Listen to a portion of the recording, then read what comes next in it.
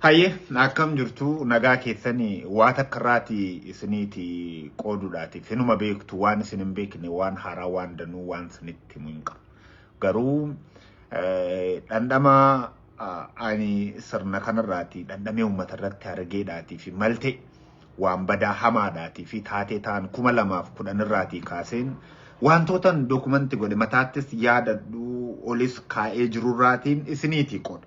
Kana kanan sinii qooduutii fi yooya kana kanan sinii qooduutiif waan lamaaf sinii qooda. Tokko taatee angarguuteetti ta'ee jedhamuutii fi daboo sagalee kanaatiif dhaga'ame irratti dabalatamoo turtee keenyaatii fi borii keenyaatiif wanti nutti yaadamee jiru kun maal saatu addaa isuma kanarraati eenyuun akkamitti aleessuudhaatiif maaltu moo turee maal argitee xiyyeeffannaan kiyya guddaan inni har'aa gara lixa Oromiyaa kanarratti xiyyeeffata.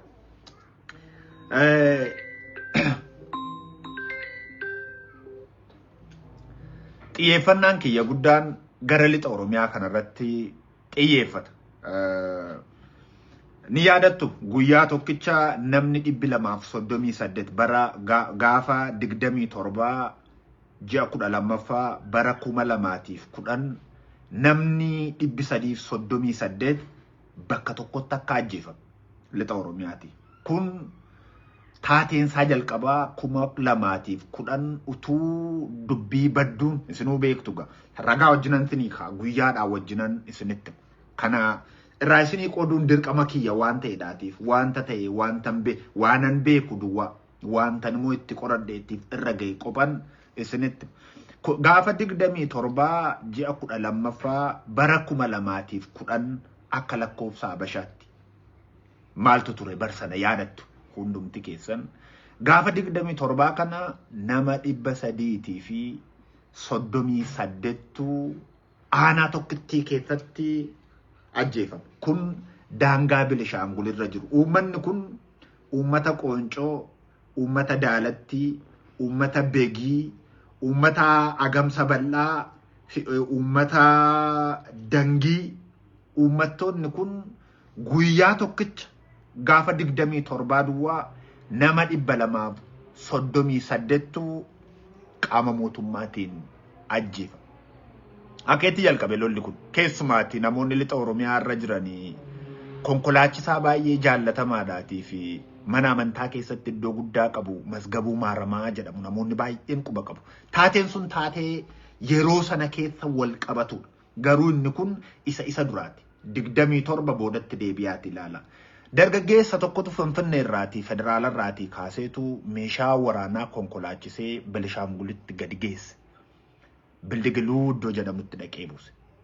Bildigiluu irraatii ka'ee kutaa Bilishaangul bakka Oromoonni jiru jedhamee yaadame Qooncoo, Goodarree, Daalattii, Dangii kana hundumaa keessa warra qaama mootummaa ta'anii Bilishaangul keessa jiraniitiif raabsan.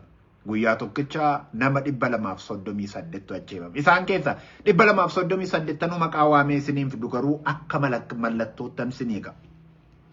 Obbo Imaanaa Tolaa, Obbo Cimdeessaa Gaashawuu nama Daalattiiti, Obbo Farrisaa Ayyaanaa, Aadde Boggaaluu Mucaa Begiiti, Aadde Boggaaluu Daawit, Obbo Asfaw Nagaasaa, Obbo Iyyoob Waaqennee. Obbo Iyyoob Waaqennee morma isaa kana yeroo jalqabaatiif billaan jalqabaa Oromoo morma kutuu kan isheen eegaltee mucaa kanarratti. Mucaan kun dargaggeessa nama Qooncooti. Isarraatii eegalte. 2000tiif meeqaa? 10. Obbo Aadde Agiltii Imaana. Warri kun warroota nama 238 guyyaa tokko ajjeefaman keessa jira. Qabadhaa. Gaafa 22 duwwaa tokko 2021 nama 304 gandoota 7 keessaati ajjeefame. Nama meeqa? Nama 304. Hundi isaanii Oromoodha. Danuun isaanii qotee bulaa. Naa qabadhaa kanas. Kun gaafa meeqaati? Gaafa 22 duwwaa tokko 2011 namoota 304. Namoota kana keessaa muraasa isiniitii kaasa. Obbo Saamu'eel Saaqqataa bakka Kaamboo Duushoo jedhamutti, Obbo Bashiir Baay'isaa, Obbo Aadde Kuulanii Mul'ataa, Obbo Geetaachoo Namarraa, Obbo Ibbisaa Tolinaa, Obbo Guddinaa Olaanii, Obbo Ibbisaa Teessoo, Obbo Amantii Teessoo, Abbabee Birhaan. Naa qabadhaa taatee kana. Taateen kun lixa Oromiyaatti kun sirna kanaaf teessoon kennamee bulee utuu hin bubbule. Amma garaan garguuteetti gara horrootti isin fiduudhaati. Akka itti taateen kun wal qabatee saayidiin isaa maybe sawaggaa 2010 jechuun sawaggaa 8dha namni irraanfate jiraachuu danda'a. Kara deemaan keessan isa waggaa 8 uummata irratti ta'e miti dubbii nama dhuunfaayyuu nama hin dagan. Beekan. Kana kanan siin jedhuutii fi dhiirri miciree hin qabne kan ofiishi kan sabaa miti kan mataa isheetiillee hin taatu. San beeki. Akka kanatti hubadhu. Ilaalgaa waggaataa utuu hin guutinii waggaataa miti gaafa 12 gaafa ji'a 12ffaa keessaa 2010 ji'a 12ffaa gaafa 27 sadii guyyaa 26 booddee irra deebi'amee obbo Saamu'eel faa namni 304 araddaa 4 keessatti badduu ba'an. Warri kun warri Buucii keessa jiru, warri Daalattii keessa jiru, warri Diinshoo keessa jiru, warri Dangii keessa jiru, warri Qooncoo keessa jiru, warri Bildigiluu jiraatan keessa jiru. Jaroonni kun walitti qabamaniitu dhuman. Erga nama 500 fi 40 bakka takkatti namoonni kun badduu ba'aniiru. Liistii namoota kanaadhaa dokumentii an kuusee jiru keessa bar takka argachuu dandeessan. Hunduma isaaniiyyuu. Nan ariifan.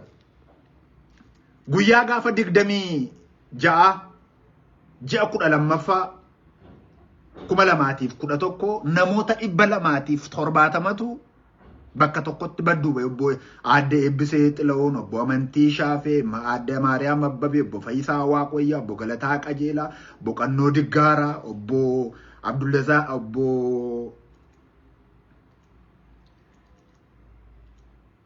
obbo Abdullasiis Mahammad. Warroonni kun namoota 270 waggoota sana keessa Oromoon du'aa jiru kun namni qubarraa qabu hin jiru.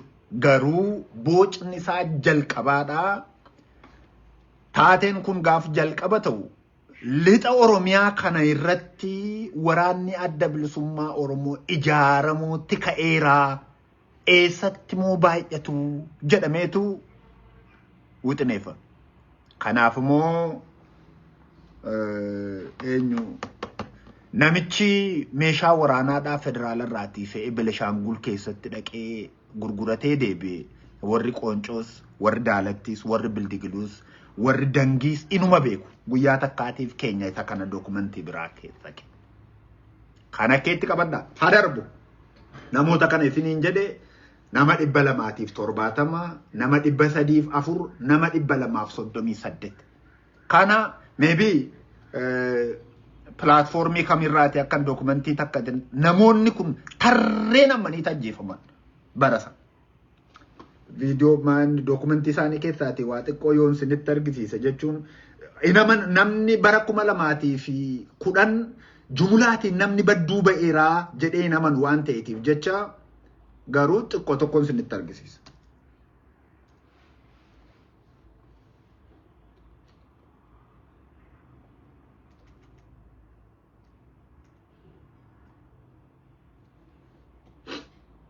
Amma inni banutti dubbii kiyyaan itti fufu.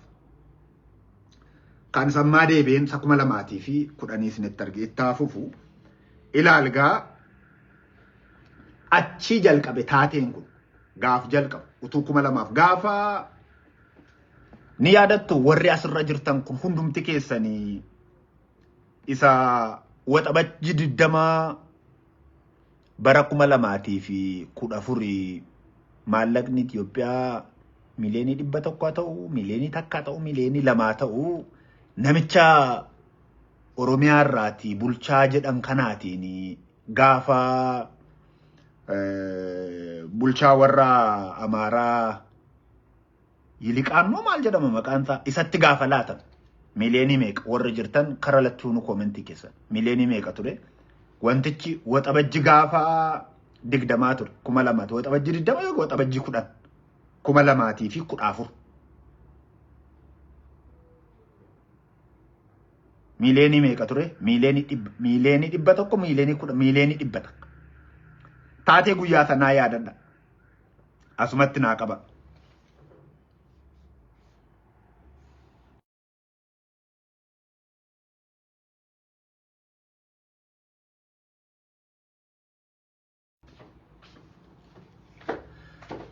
Waan takka moo isintu yaadatti laata? Yaadatti laan ofii keessanii yaadatti kenna.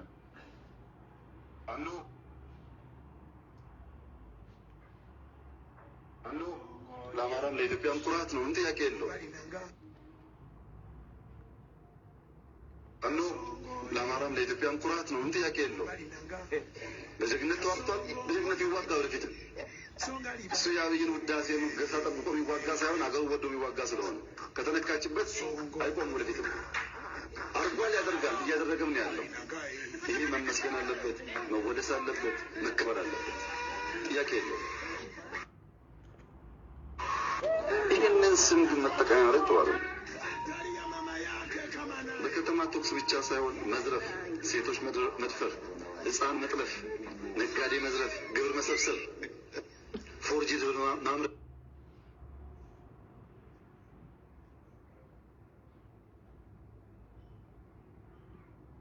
አኖ ለአማራም ለኢትዮጵያም ኩራት ነው። እንት ያቄ የለው ቀበዱ ከናታ አሱመት አኩማ ጅርቱ ከናት ቀበዱ azirtu namoonni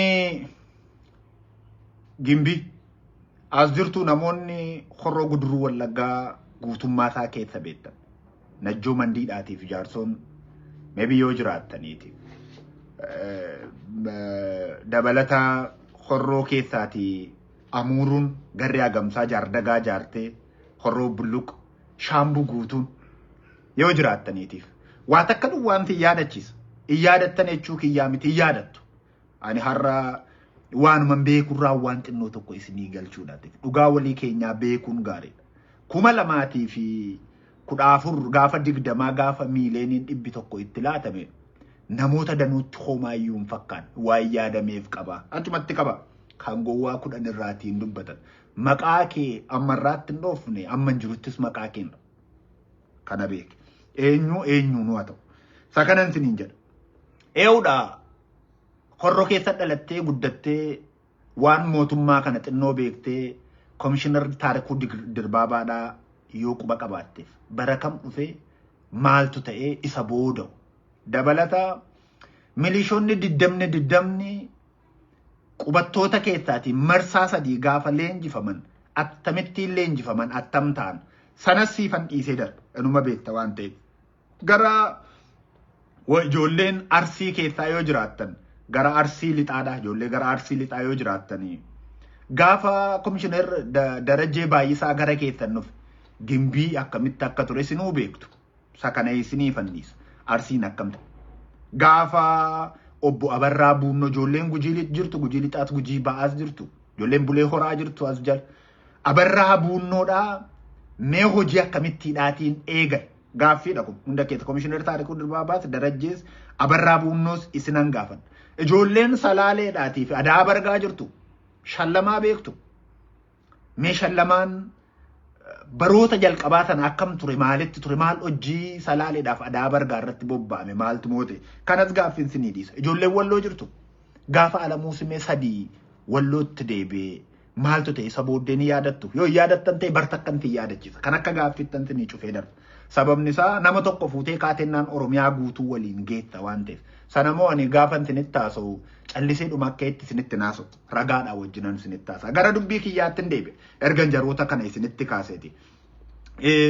Mee gara horroon isin geessa tarii yaadattan ta'ee dagattan ta'ee hin beeku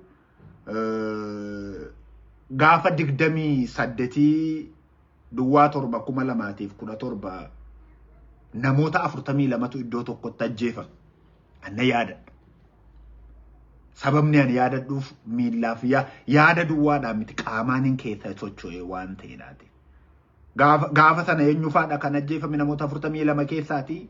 Dalasaa Namoomsaa, Guutamaa Namoomsaa, Tamasgeerrattaa, Fiqaaduu Immiruu, Addisuu Fiqaaduu, Hirkisaa Habtaamuu, Tasfaayee Amanuu, Kumarraa Amanuu, Dassaalee Booranaa namoonni kun warra lubbuudhaatiin dhiiga isaanii horrootti gabbaran sababa Oromoo ta'aniitiif Oromummaadhaan yakkaman.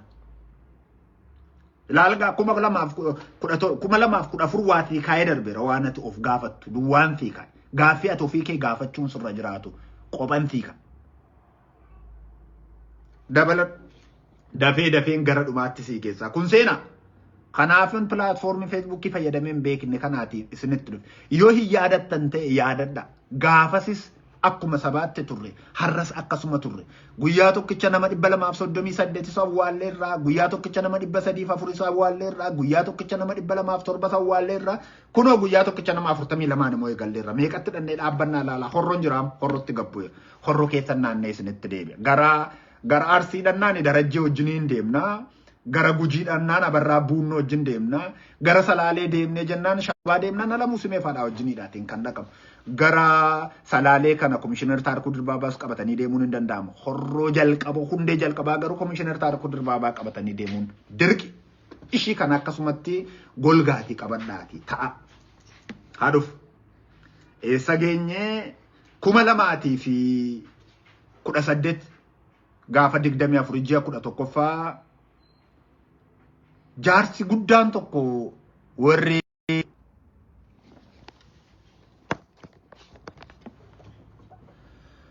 haye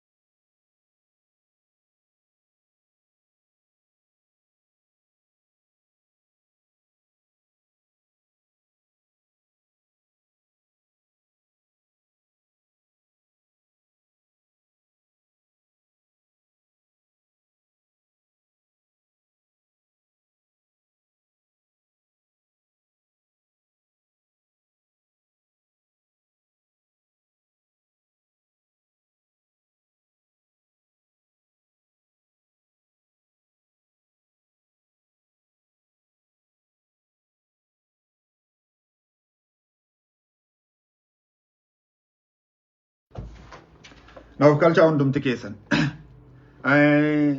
Hadeebi. Jaarsa guddaa tokko irraatiin eegala. Jaarsi kun bara 2018 gaafa 24 ji'a 11ffaa obbo Gammachuu Fayyisaa jedhama. Obbo Gammachuu Fayyisaadhaa magaalaa Haaroo keessa jiraatu ture. Isaaniin baqateetu Qoqqofeetti gale. Qoqqofeetti gaafa galuu bakka sanatti adamsanii gosa isaatiif sanyii isaatiin isa ajjeesan. Haarooti kun. Amma adarbu erga achi geenye raawwanneeti guyyaa gaafa 9 duwwaa 2025 irraa waan tokko sinii kaasa.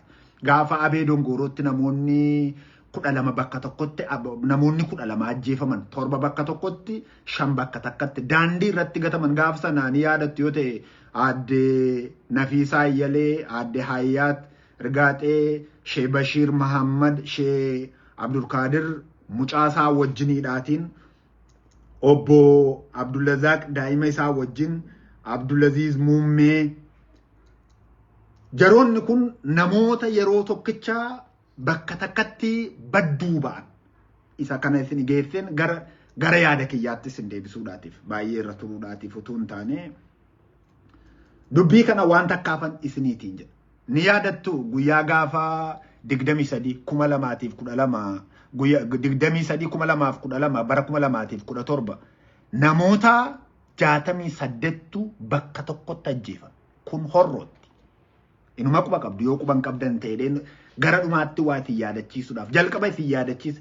Jalqaba seensi wanta kanaadhaa miiliyoonii 100 taanee kan dhufe namoonni 20 araddaa guutuu horroo keessaa walitti qabamanii finxaalee warri jedhaman hundumtuu bifa milishummaatiin leenjifaman. Sambooda mirga Oromoo ajjeesuutu raggaasifameef Oromoo guutuu irraatii ni hiikame. Nan dhagaa eenyutu irraa hiike attamitti irraa hiike isa kan ofii keessaniiti itti deebisa. Kanan isiniin jedha. Guyyaa tokkicha gaafa 23/12/2017 namoonni 68 gaafa ajjeefamanii Abee Dongorootti inuma yaadattu.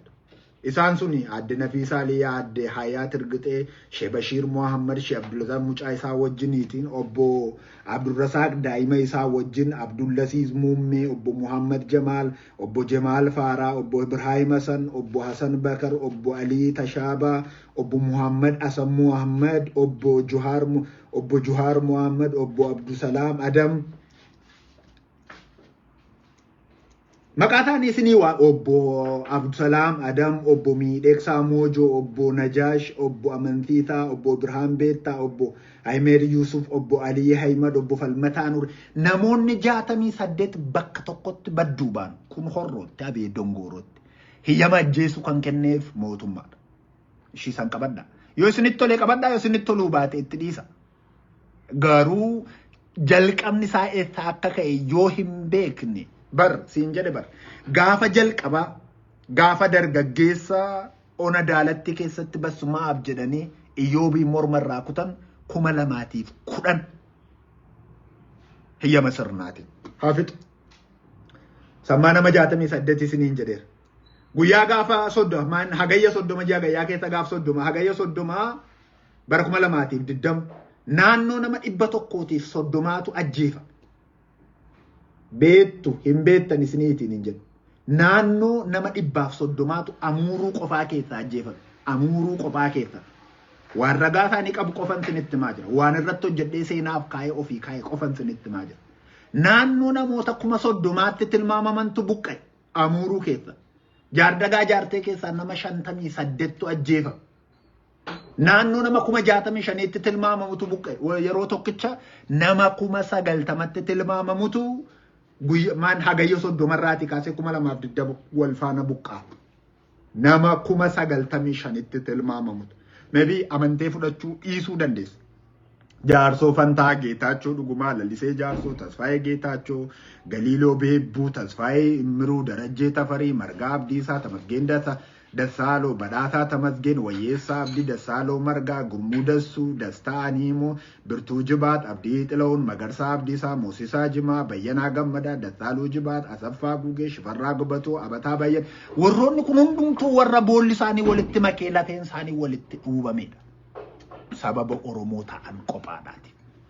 Ani kana waan tokkoofan siin jedha.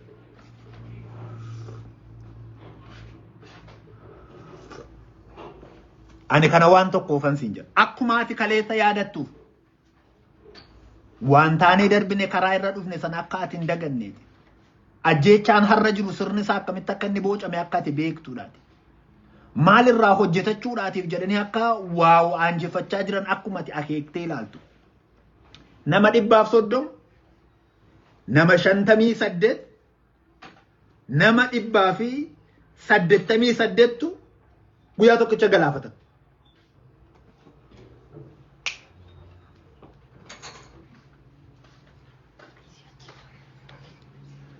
Namoonni 95,000 ta'anii moo hin buqqaanii gaafantiin jedhu hin amantu. Guyyoota wal fakkaataa gidduutti. Kan iddoo lamatuun sitti maa jira. Kan Horroo Bulluq sitti nimne yeroo sana nama gaariitu ture. Ajjeechaan ta'eera garuu wayya qaba inni kaabinee irra ture.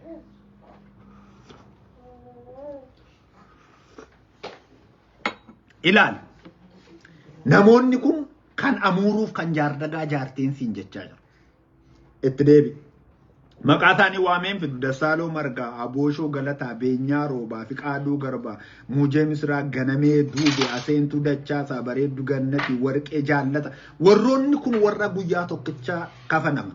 Ni yaadattu yoo ta'e fulbaana 3 2022 Buuniyaa Buunaa aanaa Horroo Bulluq keessatti gaafa Paaster Kaffaalee Duree Baay'isaa ajjeefame quba qabdu. Anna akka har'aatti yaadadha Paasteriisa. Sababii maaliif ayyaadadha beektaa? Seenaa isaa akka itti natti maniif akka itti ajjeesantu mataa koo keessaatii hin badu. Elaa yaada kana qabadhu. Ani Oromoo kana akkan jaalladhus kan na godhu. Hamman danda'e akkan jiraadhuufis kan na godhu. Waanan gochuufii danda'u gochuu ofitti murteessee waanan jiruuti. Shi kan adda baasiiti beeki. Irra deddeebiin siin jedhu.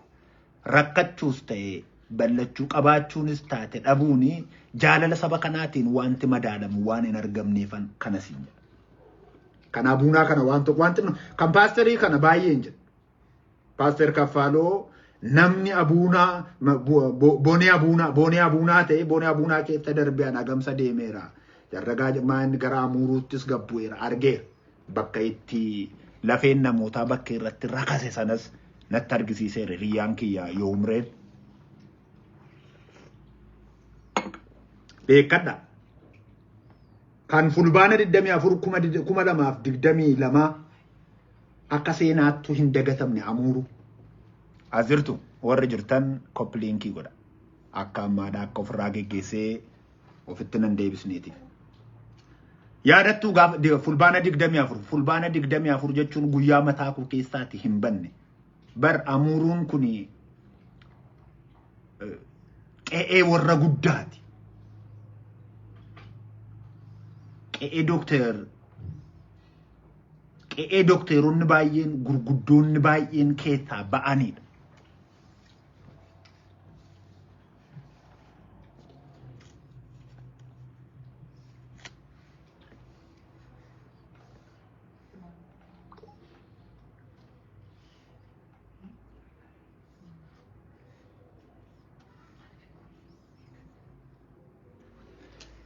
Qe'ee namoonni biyya kanaatiif faayidaa qaban keessaa yaa'an qe'ee sabni danuun keessaati. Qe'een kun gaafa 24 nama 164tu iddoo tokko araddaa sana aanaa sana keessatti badduu ba'e. Obbo Margaa Raggaasaa, Obbo Tafarraa Bokoree, Birqee Geerroo, Taakkalaa Namarraa, Dhiinsaa Soorii, Tashoomee Fayyisaa, Fayyisaa Gobbotoo, Mariituu Bayyanee, Iliyaas Suuyyummirtu himamanii hin dhuman. Jaroonni kun warra guyyaa tokkicha badduu ba'an. Gaafa meeqa gaafa 24. Yaada kana waan takkaafin siniin jedha. Waan gara amma ta'aa jirutti sin fiduufan daqiiqaa muraasa siniin jedha. Warri jaardagaa jaartii